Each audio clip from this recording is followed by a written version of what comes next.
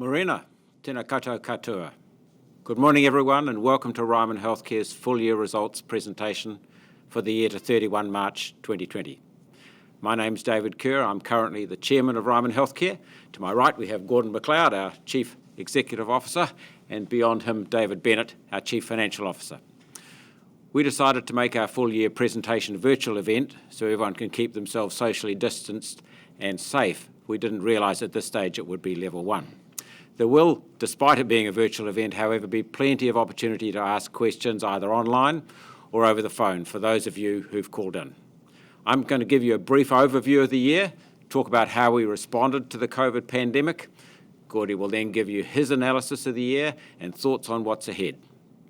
David will then give you some greater detail on our financial results. At the end of the presentation, we'll then open the session up for questions. You'll see on the right-hand side of your screen, you have the chance to ask a question online, and for those of you calling in by phone, our operator will advise you when you're free to ask a question. We anticipate wrapping up around 11 a.m. So, 2020, what a year.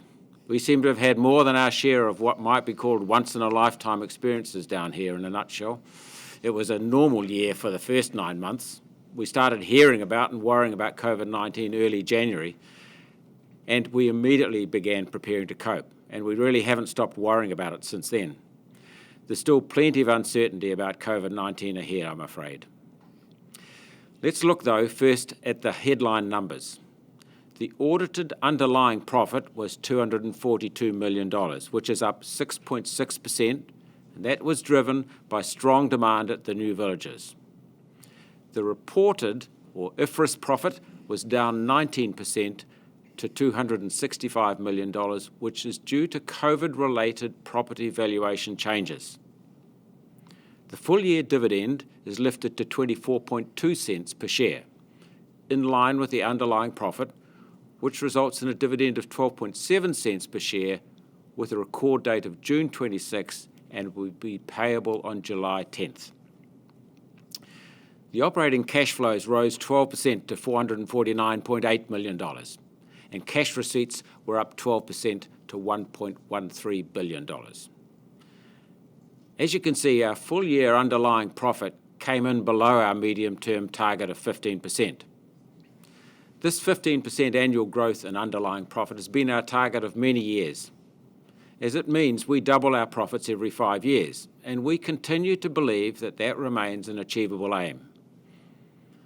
At the half-year, we said we expected to end the year with an underlying profit in the range of $250 to $265 million, which gave a range of between 10% and 17% higher than the prior year.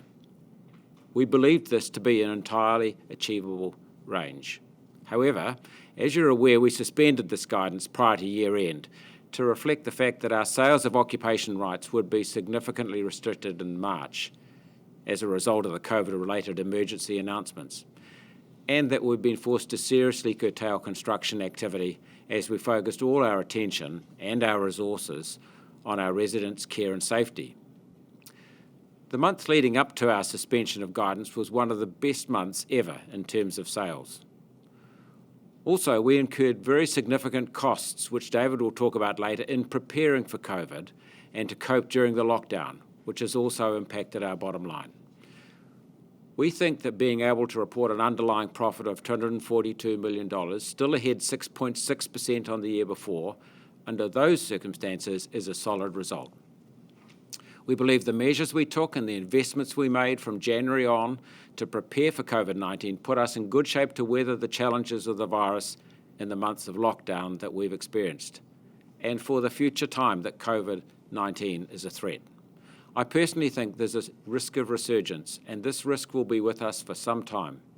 There's also a heightened risk of a recurrence with the colder temperatures that we're now experiencing and that we'll also have with us for the next few months.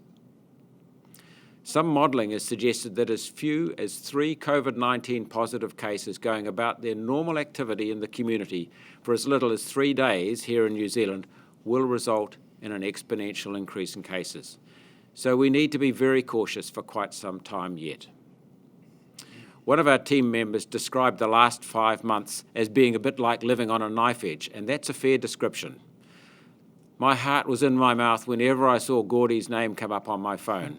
But we got pretty good at quickly advising each other that there was no infection present at any village before then getting into the specific discussion. It was clear from very early on that older people were particularly vulnerable to the virus. And sadly, that's what's played out in New Zealand, where all 22 people who've lost their lives were aged over 60. In Victoria, 19 people have lost their lives. Nevertheless, there have been in other countries many deaths in those younger than 60 as well. So COVID-19 has been an enormous healthcare challenge for us as a company, as well as a once-in-a-generation economic challenge. The clarity of purpose of this company has been critical, really. The residents who entered any Ryman facility joined us because they trusted us to do the right thing by them. Our response internally was called Project Safe Haven.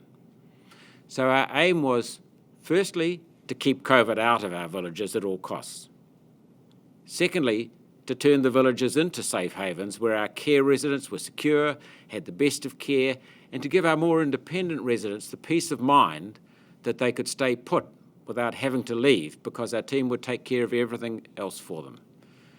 And finally, we needed to be fully prepared if we did get COVID infections with a plan to contain it, eradicate it, and then return to normal. We wanted to make sure that the well-being of the residents, their families, and our team didn't suffer as a result of the measures we took. As a board and a management team, we were determined to do everything we could think of to make sure everyone was happy as well as being safe. As you know, we haven't had a single case of COVID-19 among any of our residents or our teams. But we take nothing for granted, and we're going to continue to be extra vigilant.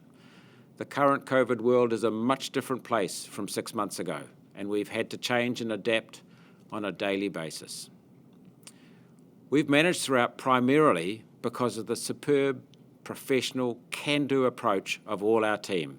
Our people are amazing. They made huge sacrifices, and they continue to do so, to put our residents first and to keep them safe. They've been working under very tough clinical conditions, and they've done so with huge professionalism. Without wanting to embarrass any specific staff, we had staff members who left their families to go to other parts of the country throughout the lockdown. Some who took up living separately from their families so they could focus only on their support to the residents. And there were many, many staff who went many extra miles. They showed themselves to be very resilient, and in some part, this was a function of the culture gas tank in the company being full. They demonstrated in a way what a privilege it is to look after our residents, and our residents responded in kind. We learnt that our infection control systems are resilient, and our nursing teams can cope with long periods of time working in different patterns with strict controls in place. Our rosters were robust and coped well with the demands that COVID placed on them. At its peak, we had 282 residents and 345 staff in COVID isolation or off work as a precautionary measure, and yet the care continued to flow.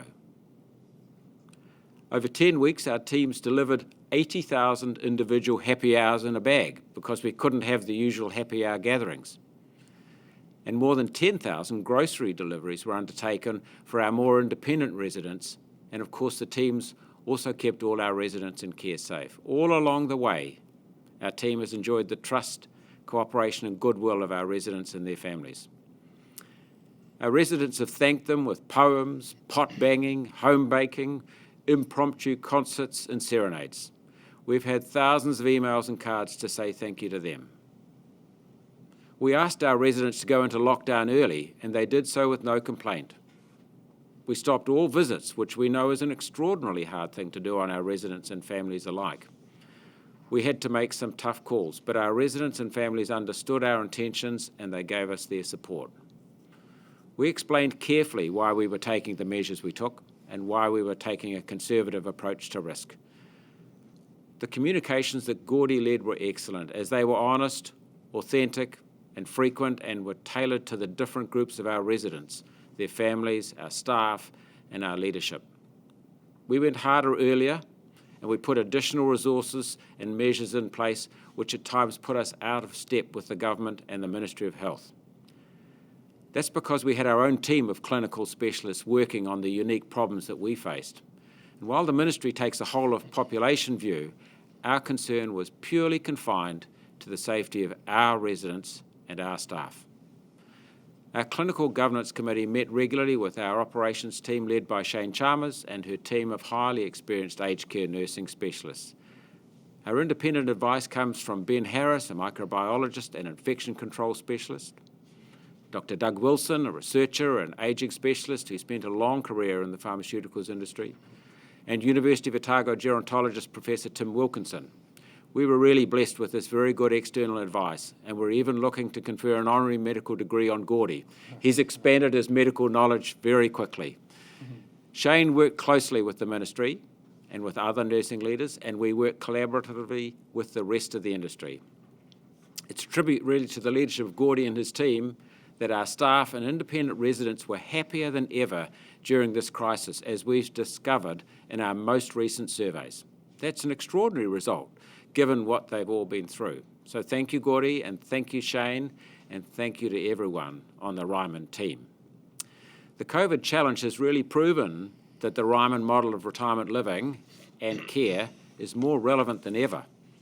Our residents have told us that living in a Ryman village during the crisis gave them a great sense of security. The care we took was indeed good enough for Mum. We're a values-based company.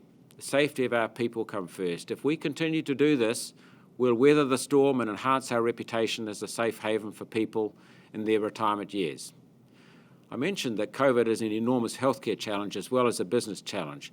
It will continue to be that healthcare challenge for some time. So you can expect us as a company to be taking a conservative stance. In terms of the business challenge, we have a few key things in our favour. Our business model is robust. We've tested it, it remains strong. We're not a disrupted industry. Our balance sheet was able to cope with this stress, and our bankers have been very supportive, and this reflects our mutual respect of each other. We're also fortunate that we operate in two of the few countries in the world, New Zealand and Australia, that have dealt with COVID well. Our response and our geographical advantages mean that we're well placed to continue to manage COVID in the future, and we have a great base to launch our recovery, which is already underway. A few weeks in, we began putting together the lessons that we'd learnt along the way and what we'll do differently in the new normal. It may be that we'll look at ways of designing and building a little differently, but we remain nevertheless committed to the full continuum of care. We'll look at new ways of communicating, and we've certainly learnt a lot about the digital capacity of our residents and a host of new services like the grocery deliveries that they enjoy. COVID-19 will, in a way, help us to innovate and change, and we look forward to that challenge.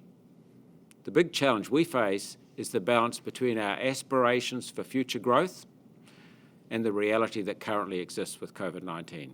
We're committed to continue our growth as we see very real opportunity for our continued significant build program. Gordy's going to tell you more of this.